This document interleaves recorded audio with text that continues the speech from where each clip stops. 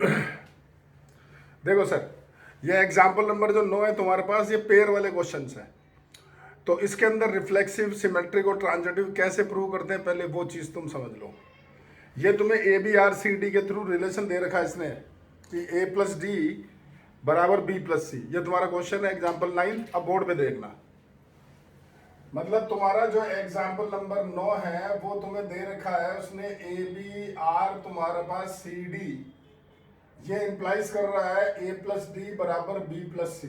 ठीक है, तो अब इसमें रिफ्लेक्सिव, सिमेट्रिक और ट्रांजिटिव कैसे प्रूव करते हैं वो चीज समझ लो। सबसे पहले आता है रिफ्लेक्सिव।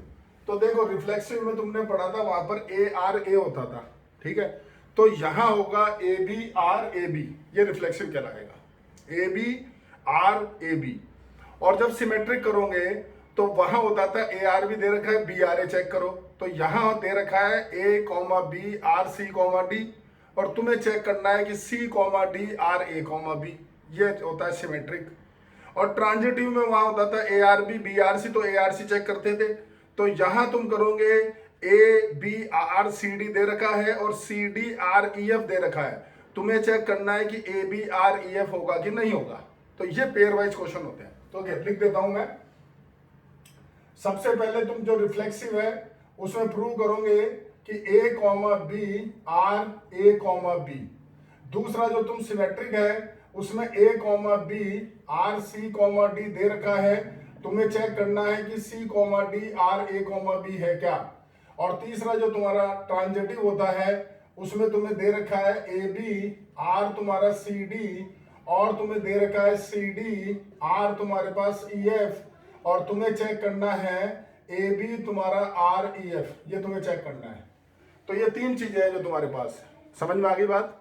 अब करते हैं, देखो अब इसको करने का तरीका भी देखो, क्योंकि आगे अच्छे सवाल भी आएंगे। ये तो इजी क्वेश्चन है बहुत ज्यादा। इसको समझने का तरीका यूं समझो कि सर पहले और आखिरी का सम बराबर है तुम्हारा मिडिल, सेकंड और थर्ड का सम। तो पहला पार्ट आता हूं सर रिफ्लेक्सिव। अब ये तुम्हारे पास में रिफ्लेक्सिव है, तुम्हें इक्विवेलेंस प्रूव करना है, दे रखा है। तो यहां लिखो आर इज तुम्हारे पास में रिफ्लेक्सिव। अब आर तुम्हारा रिफ्लेक्सिव है तो तुम लिखोगे ए बी आर तुम्हारे पास में ए बी। तो यहां आएगा, देखो पहले और आखिरी का सम ए प्लस बी बराबर सेकंड और थर्ड का सम बी प्लस ए। तो ऊपर लिख दो साहब ए प्लस बी बराबर क्या होता है ए प्लस बी। अब एग्जामिनर पहले इसको पढ़ेगा, फिर इसको देखेगा, फिर इसको देखेगा, फिर इसको देखेगा। तो ये तुम्हारा हो गया रिफ्लेक्सिव। बोलो समझ में आया क्या? Yes sir. दूसरा आता है सर तुम्हारे पास में सिमेट्रिक। तो सिमेट्रिक में तुम्हें दे रखा है ए बी आर तुम्हारे पास में सी डी, यानी तुम्हें दे रखा है ए प्लस डी बराबर बी प्लस सी। तीन जगह खाली छोड़ो और यहां लिखो आर इज तुम्हारे पास में सिमेट्रिक। और सिमेट्रिक कब होगा? जब ये होगा तुम्हारा सी डी और आर तुम्हारे पास क्या होगा सर ए बी होगा।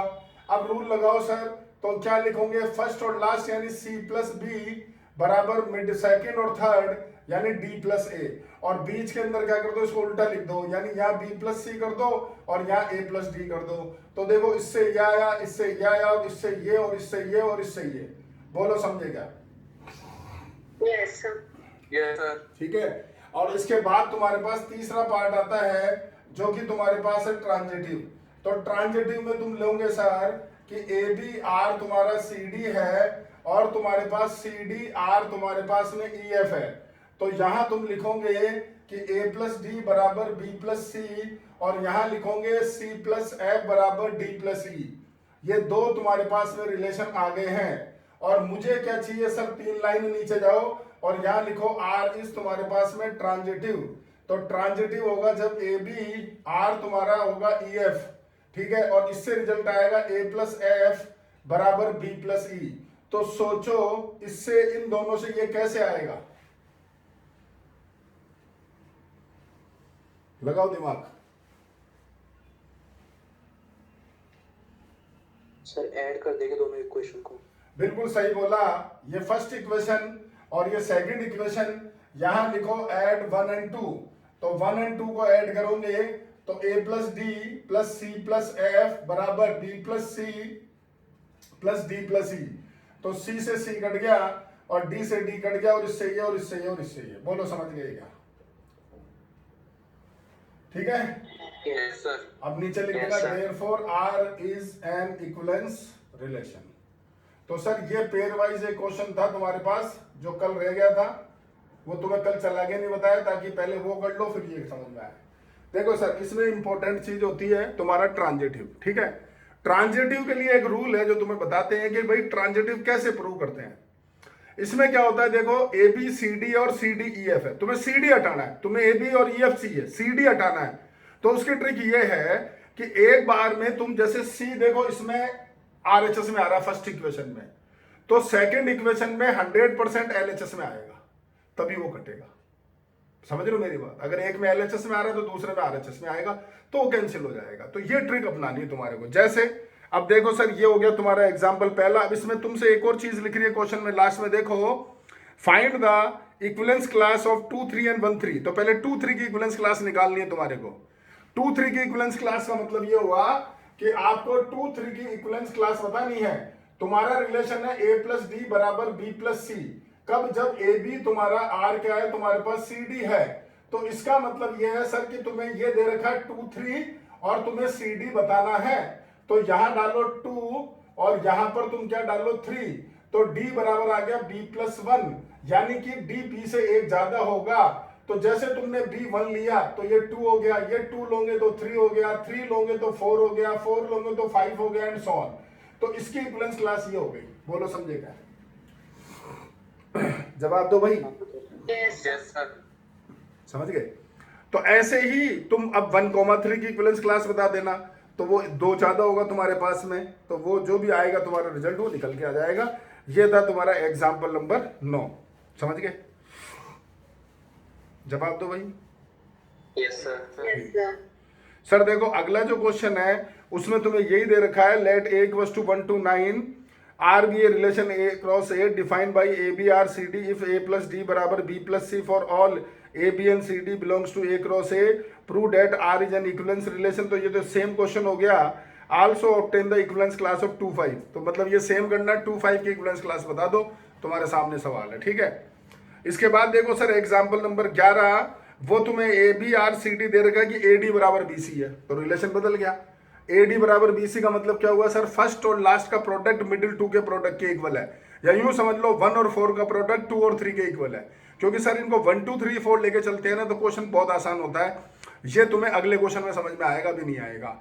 यानी तुम इसको क्या लेके चला करो, यूं समझा करो कि ये तुम्हारे पास में 1 2 और ये 3 और ये 4 है, तो तुम्हारे पास 1 + 4 जो दे रखा है वो तुम्हारा 2 + 3 के इक्वल दे रखा है।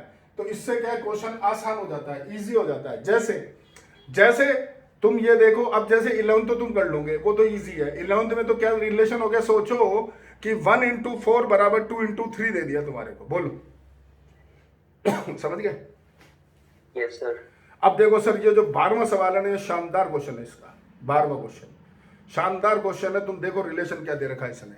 मैं यही कर रहा हूं, जितना इसमें हो जाता है उतना इसमें करते हैं, बाकी बचा हुआ पार्ट करेंगे। तो इस बार जो तुम्हारा क्वेश्चन है वो तुम्हें दे रखा है कि साहब A D R B C बराबर, तुम देखो ढंग से क्या लिखा हुआ है, ए डी तुम्हारा बी प्लस सी बराबर बी सी तुम्हारा ए प्लस डी। ये तुम्हें लिख दे रखा है उसने, पढ़ लो सर। ठीक है, तो सर चालू करते हैं। देखो इक्विवेलेंस रिलेशन तो है, प्रूव करना है, तो ये प्रॉब्लम तो खत्म हो गई कि यार चेक करो बैठ करके। तो चेक वेक तो कुछ करना है ही नहीं तुम्हारे को। तो सर पहला पार्ट आते हैं तुम्हारा रिफ्लेक्सिव।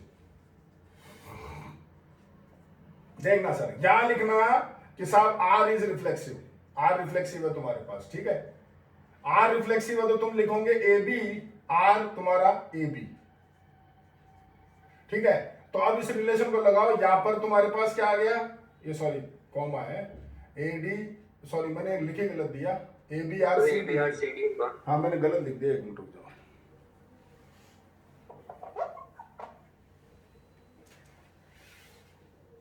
ये ए बी आर तुम्हारे पास में सी डी है, ठीक है। तो देखो सर क्या रिलेशन है। अब देखो यहां बड़ी प्रॉब्लम हो रही है, मतलब ऐसे मैं इसको समझू ना कि साहब ए डी पहले आखिरी का इनटू मिडिल 2 का सम, तो ये प्रॉब्लम हो रही है। तो इसलिए मैंने तुम्हें 1 2 3 4 सिखाया था। देखो ये तुम्हारा 1 2 3 4, तो यह रिजल्ट दे रहा है कि 1 × 4 ब्रैकेट में 2 + 3 बराबर 2 × 3 ब्रैकेट में 1 + 4। अब ये तुम्हारा यहां लगाना आसान है। देखो 1 2 3 4 है, तो 1 × 4 यानी कि ए बी ब्रैकेट में 2 प्लस 3 यानी b प्लस ए बराबर तुम्हारा 2 इंटू 3 यानी बी ए, ब्रैकेट में 1 प्लस 4 यानी ए प्लस बी।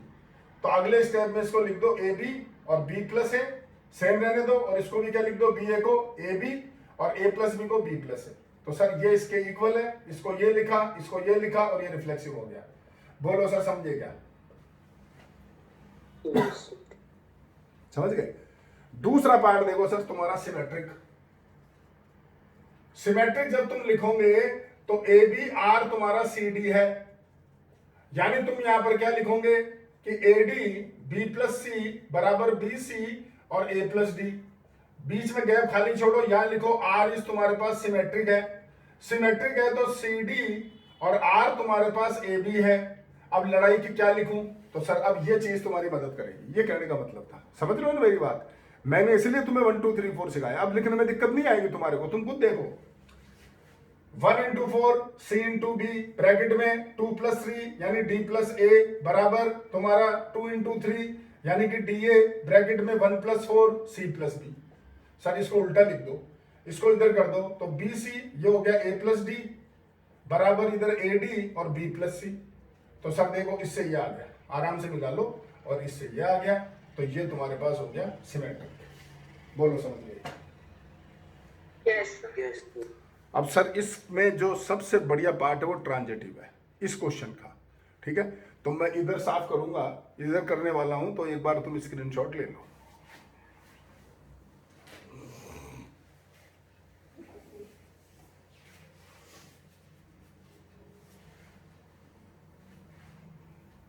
ले लिया सर?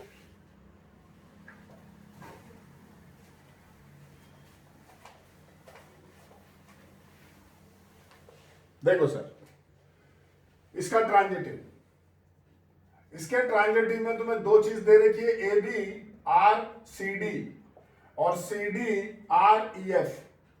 तो ये तो तुम आराम से लिख दोगे A D B plus C बराबर बी सी और तुम्हारा ए प्लस डी। ठीक है सर, इधर क्या लिखूं ये बताओ जरा, यहां पे बोलो।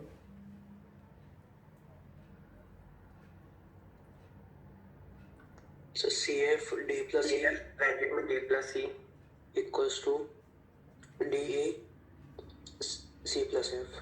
ठीक है सर, अब ये तुम्हारी फर्स्ट इक्वेशन, ये तुम्हारी सेकंड इक्वेशन। ठीक है, यहां लिखो आर इज ट्रांजिटिव, तो यानी तुम्हारा ए बी आर तुम्हारे पास हो गया ई एफ, यानी तुम्हारे पास हो गया ए एफ बी प्लस ई बराबर बी ई और ए प्लस एफ। लो सर इससे कैसे लाऊं बताओ।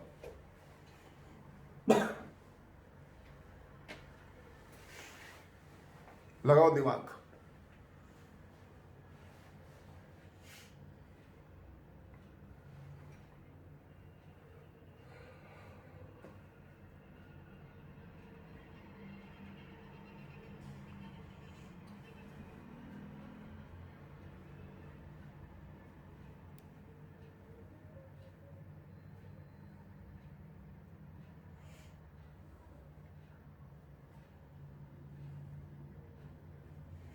नहीं समझे?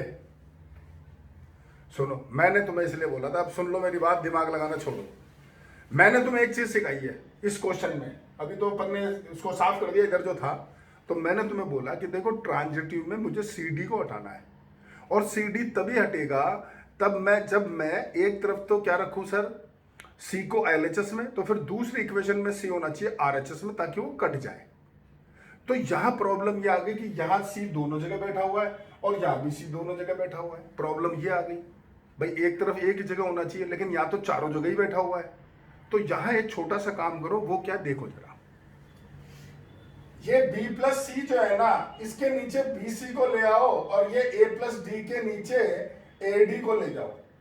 दोनों को अलग अलग डिवाइड कर दो, तो B upon B C 1 upon C हो गया, C upon B C 1 upon B हो गया, ऐसे ये 1 अपॉन डी हो गया, ये 1 अपॉन ए हो गया।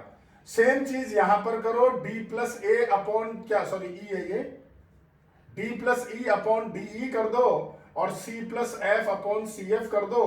तो ये हो गया sir 1 upon E, 1 upon D, 1 upon F और 1 अपॉन सी, ये पहली इक्वेशन, ये दूसरी इक्वेशन, मेरा काम हो गया। ढंग से सुन लो। देखो सी इधर है तो सी इधर है, और डी इधर है तो डी इधर है। हो गया मेरा काम। कर दो इन दोनों को ऐड, यानी क्या लिखोगे, एडिंग 1 and 2। तो 1/c plus 1/b plus 1/e plus 1/d बराबर 1/d plus 1/a plus 1/f plus 1/c। 1/c cut गया और 1/d कट गया। सॉरी, ये वाला कटा, ये है। इन दोनों में लो एलसीएम बीई, तो ई प्लस बी हो गया। यहां लो एलसीएम एफ, तो एफ प्लस ए हो गया। दोनों क्रॉस मल्टीप्लाई करो और ये स्टेप आ गया। देख लो, बोलो समझेगा? समझ में आ गया? Yes, sir.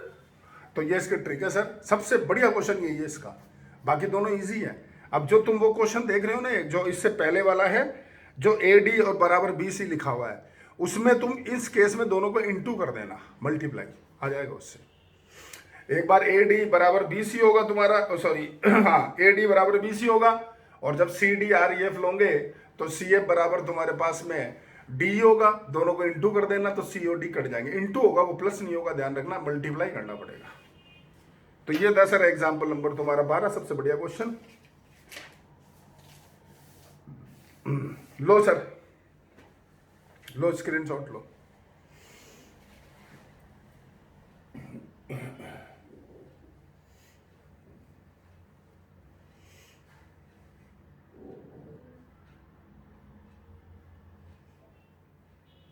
ले लिया भाई?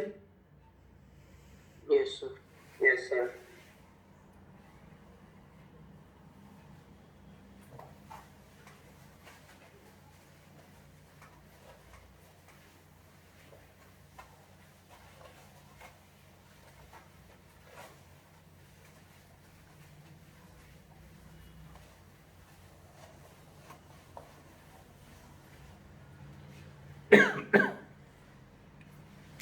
हाँ ये देखो, अब एग्जाम्पल तुम्हारा 13। वैसे तो क्वेश्चन आता नहीं है एग्जाम में तो, लेकिन फिर भी तुम्हें बता देते हैं। इसके अंदर एक लिखा हुआ है तुम्हारे पास मॉडुलस। ये मॉडुलस क्या चीज होती है वो तुम्हें बताना है कि कॉन्ग्रुएंस मॉडुलस एम, ये क्या रिलेशन होता है। इसका मतलब ये होता है सर, एक छोटी चीज सुन लो, कि अगर कभी तुम्हें बोला जाए कि ए को डिवाइड करो बी से, तो क्यू कोशेंट आर रिमाइंडर है, तो ए बराबर बी क्यू प्लस आर, ये तो तुम पढ़ते आ रहे हो बहुत पहले से 10वीं क्लास में। ये नहीं लिखना, यहां लिखना है सर कि जब आप ए जो है उसको डिवाइड कर रहे हो बी से, तो यहां लिखते हैं मॉड तुम्हारा बी, तो यहां लिखते हैं सर जो रिमाइंडर है यानी कि आर, और एक साइन इक्वल टू का और यहां लगाओ, ये होता है मॉडुलस रिलेशन, इसको बोलते हैं। यानी कहने का मतलब है कि जब आप ए को डिवाइड कर रहे हो ना बी से, तो आर रिमाइंडर है, ये इसका मतलब है। लिखने का तरीका ये, जैसे तुम्हारी बुक में देखो, इससे ठीक ऊपर लिखा हुआ फॉर एग्जाम्पल कि 18 इक्वल्स टू 3 mod 5, तो तुम खुद ही चेक कर लो। जब 18 को 5 से डिवाइड करोगे तो 3 ही तो रिमाइंडर बचेगा। बोलो, समझ गए बात मेरी? Yes, sir. Yes, sir. अब इसको करता कैसे क्वेश्चन को सॉल्व, बड़ा आसान है। इसको तुम ऐसे लिख सकते हो कि a minus B divisible by M. तुम कुछ सोच लो, आज अगर तुम्हारे पास में लिखा हुआ है कि 18 बराबर यहाँ मॉड तुम लिखते हो तुम्हारे पास में 5 और यहाँ लिखते हो 3, तो इसको इधर माइनस करोगे तो 15 हो गया, तो डिवाइड हो रहा है ना 5 से। तो इसका मतलब है सर कि a minus R is divisible by तुम्हारे पास b। ये तुम्हारा हो गया रिलेशन। समझ में आई बात? Yes, sir. Yes, sir. और Yes, sir. ये क्वेश्चन तुम ऑलरेडी कर चुके हो, याद कर लो। जब तुम इसको रिफ्लेक्सिव लोगे तो a माइनस ए करोगे तो वो 0 होता है, फिर a माइनस बी। मैं करवा चुका हूं तुम्हें क्वेश्चन, ध्यान है मेरे को, ठीक है? तुम्हारी इच्छा हो तो कर लेना, और इससे आगे वाले सर कोई मत करना, कुछ भी नहीं आता है। ये मतलब लास्ट एग्जाम्पल है तुम्हारा 13 जो तुम्हें करना है।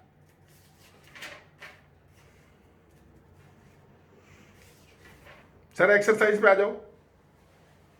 मैंने लेवल 1 तुम्हें दे दिया था, लेवल 2 पे आ रहा हूं मैं। अब जरा तुमसे क्वेश्चन डिस्कस कर लेता हूं। सबसे पहला जो क्वेश्चन है 13, वो तुम्हें दे रखा है। देखो रिलेशन है a कॉमा बी, कब जब तुम्हारा a square plus B square equal to 1 है, तो तुम्हें प्रूव करना है कि इक्विवेलेंस रिलेशन नहीं है। तो सर जब तुम सबसे पहली वैल्यू लेके चलते हो ना a कॉमा ए, ये तुम्हारा रिफ्लेक्सिव नहीं है।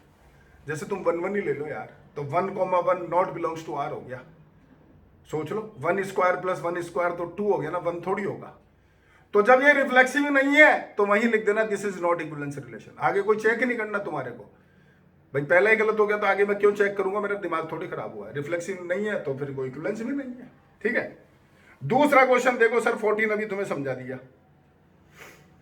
15 और 16, 15वां क्वेश्चन और 16वां क्वेश्चन सेम है। मैं उसमें से एक तुम्हें करके बता रहा हूं, बाकी तुम करोगे। तो देखो सर, एक पार्ट उठा लेते हैं कोई सा भी, 15 का फर्स्ट ले लो। तुम्हें बोल रखा है कि कोई सेट ए ले लो, ए ले लेते हैं 1 2 3, और आर और एस जो दो रिलेशन है जो सिमेट्रिक है, तो तुम्हें बताना है कि उनका इंटरसेक्शन और यूनियन भी सिमेट्रिक होगा।